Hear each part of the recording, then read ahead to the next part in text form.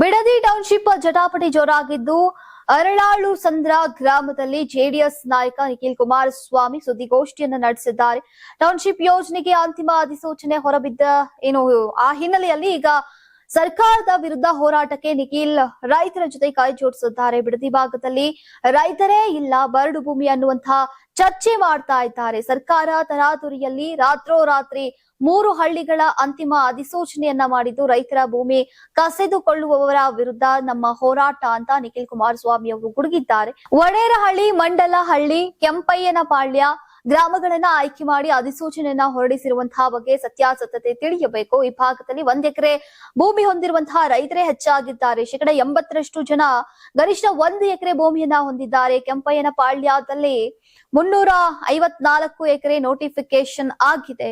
ಈ ಭಾಗದ 600 ರೈತರಲ್ಲಿ 500 ಜನ ರೈತರು 1 ಎಕರೆಗಿಂತ ಕಮ್ಮಿ ಜಮೀನನ್ನ ಹೊಂದಿದ್ದಾರೆ. ಬೈರಮಂಗಲ, ಕಂಚುಗಾರನಹಳ್ಳಿ ಭಾಗದಲ್ಲಿ ಈಗ 450ಕ್ಕೂ ಹೆಚ್ಚು ದಿನಗಳ ಕಾಲ ಹೋರಾಟ ನಡೆದಿದೆ. ರೈತರು ತಮ್ಮ ಸ್ವಂತ ಜಮೀನಿಗಾಗಿ ಹೋರಾಟ ಮಾಡಬೇಕಾದಂತಹ ಪರಿಸ್ಥಿತಿ ಬಂದಿದ್ದು ಸರ್ಕಾರಕ್ಕೆ ಕಣ್ಣು ಕಾಣ್ತಾ ಇಲ್ಲ, ಕಿವಿಯೂ ಕೇಳ್ತಾ ಇಲ್ಲ. ಸ್ಥಳೀಯ ಜನಪ್ರತಿನಿಧಿ ರೈತರ ಸಂಕಷ್ಟವನ್ನ ಆಲಿಸಿಲ್ಲ. ರೈತ ಕುಟುಂಬದ ಜೊತೆ ನಿಲ್ಲುವಂತಹ ಜವಾಬ್ದಾರಿ ನಮ್ಮದು. ಹಾಗಾಗಿ ಬಿಡದಿ ಭಾಗದ ರೈತರಿಗೆ ಧೈರ್ಯ ತುಂಬುವಂತಹ ಕೆಲಸವನ್ನ ಮಾಡ್ತಿದ್ದೇವೆ. ಗ್ರೇಟರ್ ಬೆಂಗಳೂರು ಇಂಟಿಗ್ರೇಟೆಡ್ ಟೌನ್ಶಿಪ್ ಸಮಗ್ರ ಅಭಿವೃದ್ಧಿಯನ್ನ ಮಾಡ್ತೀವಿ ಅಂದಿದ್ರು. ಈಗ 3 ಗ್ರಾಮಗಳಿಗೆ ಅಧಿಸೂಚನೆಯನ್ನ ಮಾಡಿದ್ದಾರೆ. ಬಿಜೆಪಿ ನೇತೃತ್ವದ ಎನ್ಡಿಎ ಮಿತ್ರ ಪಕ್ಷವಾದಂತಹ ಎಸ್ಬಿಎಸ್ಪಿ 2027ರ ಉತ್ತರ ಪ್ರದೇಶ ವಿಧಾನಸಭಾ ಚುನಾವಣೆಯಲ್ಲಿ 32 ಸ್ಥಾನಗಳಿಗೆ ಬೇಡಿಕೆಯನ್ನ ಇಟ್ಟಿದೆ. ಸಮಾಜವಾದಿ ಪಕ್ಷದ ಭದ್ರಕೋಟೆಯಾದಂತಹ ಆಜಂಗಢ ಅದನ್ನ ವಶಪಡಿಸಿಕೊಳ್ಳುವಂತಹ ಗುರಿಯೊಂದಿಗೆ ಈಗ ಗರಿಷ್ಠ ಸ್ಥಾನಗಳನ್ನ ಪಡೆಯೋಕೆ ಹಕ್ಕನ್ನ ಸಾಧಿಸಿದೆ. ಎಸ್ಬಿಎಸ್ಪಿ ರಾಷ್ಟ್ರೀಯ ಪ್ರಧಾನ ಕಾರ್ಯದರ್ಶಿ ಮತ್ತು ಮುಖ್ಯ ವಕ್ತಾರ ಅರುಣ್ ರಾಜ್ಪರ್ ಮಾತನಾಡಿ, ನಮ್ಮ ಪಕ್ಷ ತಳಮಟ್ಟದಲ್ಲಿ ಕೆಲಸವನ್ನ ಮಾಡ್ತಾ ಇದೆ ಮತ್ತು ಎನ್ಟಿಎ ಒಳಗೆ 32 ಸ್ಥಾನಗಳನ್ನ ಬಯಸಿದೆ ಅಂತ ದೃಢೀಪಡಿಸಿದ್ದಾರೆ. ನಾನು ಅಲ್ಲಿಯ ವಿಧಾನಸಭಾ ಕ್ಷೇತ್ರದಲ್ಲಿ ಸಕ್ರಿಯನಾಗಿದ್ದೇನೆ ಮತ್ತು ಅಲ್ಲಿ ಎನ್ಟಿಎ ಅಭ್ಯರ್ಥಿಯಾಗ್ತೇನೆ. ಚರ್ಚೆಗಳು ಈಗಾಗಲೇ ನಡೆದಿವೆ. ಎಸ್ಬಿಎಸ್ಪಿ ಅಜಂಗಢದ ಮೆಹನಗರ್, ದಿದಾರ್ಗಂಜ್ ಮತ್ತು ಅಲಿಯಾ ಸ್ಥಾನಗಳಿಗೆ ಹಕ್ಕು ಮಂಡಿಸಿದೆ ಅಂತ ಹೇಳಿದ್ರು. ಇದನ್ಮಧ್ಯೆ ಬಿಜೆಪಿ ರಾಜ್ಯ ವಕ್ತಾರ ಹರಿಶ್ಚಂದ್ರ ಶ್ರೀವಾತ್ಸವ್ ಈಗ ಪ್ರತಿಕ್ರಿಯಿಸಿ, ಈಗ ಉನ್ನತ ನಾಯಕತ್ವವು ಎಲ್ಲಾ ಮೈತ್ರಿ ಪಾಲುದಾರರ ನಾಯಕರೊಂದಿಗೆ ಸಮಾಲೋಚನೆಯನ್ನ ನಡೆಸಿದಂತಹ ನಂತರ ಎಲ್ಲಾ ವಿಷಯಗಳ ಬಗ್ಗೆ ನಿರ್ಧಾರಗಳನ್ನ ತೆಗೆದುಕೊಳ್ಳಲಾಗುತ್ತೆ ಅಂತ ಹೇಳಿದ್ದಾರೆ. ಈಗ 2022ರ ಚುನಾವಣೆಯಲ್ಲಿ ಎಸ್ಬಿಎಸ್ಪಿ ಸಮಾಜವಾದಿ ಪಕ್ಷ ಜೊತೆ ಈಗ ಮೈತ್ರಿಯನ್ನ ಮಾಡಿಕೊಂಡು 19 ಸ್ಥಾನಗಳಲ್ಲಿ ಸ್ಪರ್ಧಿಸಿ 6 ಸ್ಥಾನಗಳನ್ನ ಗೆದ್ದಿತ್ತು. ಆದಾಗ್ಯೂ ಕೂಡ ಫಲಿತಾಂಶಗಳ ಕೆಲ ದಿನಗಳ ನಂತರ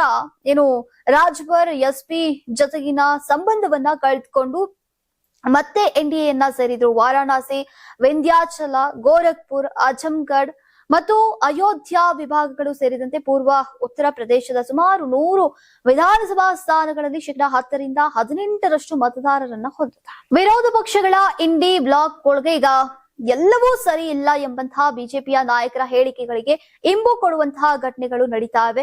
ಪರಸ್ಪರ ಭಿನ್ನಾಭಿಪ್ರಾಯಗಳು ಹೆಚ್ಚುತ್ತಾ ಇವೆ. ಅದರ ಸಾಲಿಗೆ ಈಗ ಮತ್ತೊಂದು ಬೆಳವಣಿಗೆ ನಡೆದಿದೆ. ಕೇರಳದ ಮಾಜಿ ಮುಖ್ಯಮಂತ್ರಿ ಹಿರಿಯ ಸಿಪಿಎಂ ನಾಯಕ ಪಿಣರಾಯಿ ವಿಜಯನ್ ಅವರನ್ನ ರಾಹುಲ್ ಗಾಂಧಿ ಅಪ್ಪಿಕೊಳ್ಳೋಕೆ ನಿರಾಕರಿಸಿದ್ರು. ಇದು ಎಡಪಕ್ಷಗಳ ಕೋಪಕ್ಕೆ ಈಗ ಗುರಿಯಾಗಿದೆ. ಈ ಹಿನ್ನೆಲೆಯಲ್ಲಿ ರಾಹುಲ್ ಗಾಂಧಿ ಸಂಸತ್ತಿನಲ್ಲೇ ಮಿತ್ರ ಪಕ್ಷಗಳಿಂದ ಈಗ ಟೀಕೆಗಳನ್ನ ಎದುರಿಸುವಂತಾಗಿದೆ. ರಾಹುಲ್ ಗಾಂಧಿ ಅವರಿಗೂ ಇತ್ತೀಚೆಗೆ ಜೂನ್ 8ರಂದು ನಡೆದಂತಹ ಇಂಡಿಯಾ ಅಲಯನ್ಸ್ ಸಭೆಯಲ್ಲಿ ಮಾತನಾಡಿರುವಂತಹ ಆಡಿಯೋ ಕ್ಲಿಪ್ ಬಹಿರಂಗವಾಗಿದ್ದು ಇಂಡಿಯಾ ಒಕ್ಕೂಟದಲ್ಲಿ ಈಗ ಹೊಸ ವಿವಾದ ಸೃಷ್ಟಿಸಿದೆ. ಇದೇ ಕಾರಣಕ್ಕಾಗಿ ರಾಹುಲ್ ಗಾಂಧಿ ಎಡಪಂಥಿ ಅವರಿಂದ ತೀವ್ರ ಟೀಕೆಗೆ ಗುರಿಯಾಗಿದ್ದಾರೆ. ರಾಹುಲ್ ಗಾಂಧಿ ಅವರನ್ನ ಈಗ ಗುರಿಯಾಗಿಸಿಕೊಂಡು ಮಾತನಾಡಿದಂತಹ ಹಿರಿಯ ಸಿಪಿಎಂ ನಾಯಕಿ ವೃಂದಾ ಕಾರಟ್, ನಮಗೆ ಯಾರ ಅಪ್ಪುಗೆಯೂ ಅಗತ್ಯ ಇಲ್ಲ. ಕಮ್ಯುನಿಸ್ಟರು ರಾಜಕೀಯ ಅಪ್ಪಿಕೊಳ್ಳುವಂತಹ ಅಗತ್ಯ ಇಲ್ಲ. ನಮಗೆ ಸ್ಪಷ್ಟ ರಾಜಕೀಯ ಚಿಂತನೆ ಬೇಕು. ರಾಹುಲ್ ಗಾಂಧಿ ತಮ್ಮ ಅಪ್ಪುಗೆ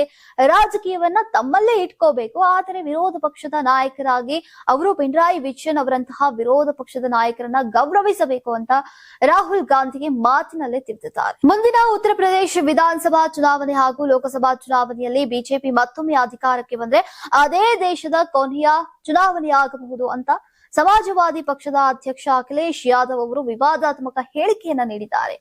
ಪತ್ರಕರ್ತರೊಂದಿಗೆ ಮಾತನಾಡಿದಂತಹ ಅವರು ಬಿಜೆಪಿ ಆಡಳಿತದಲ್ಲಿ ದೇಶದ ಪ್ರಜಾಪ್ರಭುತ್ವ ವ್ಯವಸ್ಥೆ ಒತ್ತಡಕ್ಕೆ ಒಳಗಾಗ್ತಾ ಇದೆ ಅಂತ ಅವರು ಆರೋಪಿಸಿದ್ರು. ಪ್ರಜಾಪ್ರಭುತ್ವವನ್ನ ಉಳಿಸಬೇಕಾದ್ರೆ ವಿರೋಧ ಪಕ್ಷಗಳು ಒಂದಾಗಿ ಹೋರಾಡಬೇಕು. ಎಲ್ಲಾ ವಿರೋಧ ಪಕ್ಷಗಳು ಒಗ್ಗಟ್ಟಿನಿಂದ ಕೆಲಸವನ್ನ ಮಾಡಿದ್ರೆ ಬಿಜೆಪಿಯನ್ನ ಸೋಲಿಸುವುದು ಸಾಧ್ಯ ಅಂತ ಹೇಳಿದ್ದಾರೆ. ಇನ್ನು ಕೇಂದ್ರ ಹಾಗೂ ಬಿಜೆಪಿ ಆಡಳಿತದ ರಾಜ್ಯ ಸರ್ಕಾರಗಳ ವಿರುದ್ಧ ವಾಗ್ದಾಳಿಯನ್ನ ನಡೆಸಿದಂತಹ ಅಖಿಲೇಶ್ ಯಾದವ್ ಹಣದುಬ್ಬರ ಏರಿಕೆ, ಆರ್ಥಿಕ ಸಂಕಷ್ಟ ಹಾಗೂ ವಿದ್ಯುತ್ ಸಮಸ್ಯೆಗಳಂತಹ ಹಲವು ವಿಚಾರಗಳಲ್ಲಿ ಸರ್ಕಾರದ ವಿಫಲವಾಗಿದೆ ಅಂತ ಟೀಕಿಸಿದ್ದಾರೆ. ಪಶ್ಚಿಮ ಬಂಗಾಳ ರಾಜಕೀಯ ಬೆಳವಣಿಗೆಗಳನ್ನ ಉಲ್ಲೇಖಿಸಿದಂತಹ ಅವರು ಅಲ್ಲಿನ ಪರಿಸ್ಥಿತಿಯನ್ನ ಇಡೀ ದೇಶ ಗಮನಿಸ್ತಾ ಇದೆ. ತೃಣಮೂಲ ಕಾಂಗ್ರೆಸ್ ನಾಯಕಿ ಮಮತಾ ಬ್ಯಾನರ್ಜಿ ವಿರುದ್ಧ ಸುಳ್ಳು ಪ್ರಕರಣಗಳನ್ನ ದಾಖಲಿಸಲಾಗ್ತಾ ಇದೆ ಎಂಬಂತಹ ಆರೋಪಗಳಿವೆ. ಇದೇ ರೀತಿಯ ಬೆಳವಣಿಗೆಗಳು ಭವಿಷ್ಯದಲ್ಲಿ ಉತ್ತರ ಪ್ರದೇಶದಲ್ಲೂ ಕಾಣಿಸಿಕೊಳ್ಳಬಹುದು ಎಂಬಂತಹ ಆತಂಕವನ್ನ ವ್ಯಕ್ತಪಡಿಸಿದ್ರು. ಅಖಿಲೇಶ್ ಯಾದವ್ ಅವರ ಈ ಹೇಳಿಕೆ ರಾಜಕೀಯ ವಲಯದಲ್ಲಿ ಭಾರಿ ಚರ್ಚೆಗೆ ಗ್ರಾಸವಾಗಿದ್ದು, ಸದ್ಯ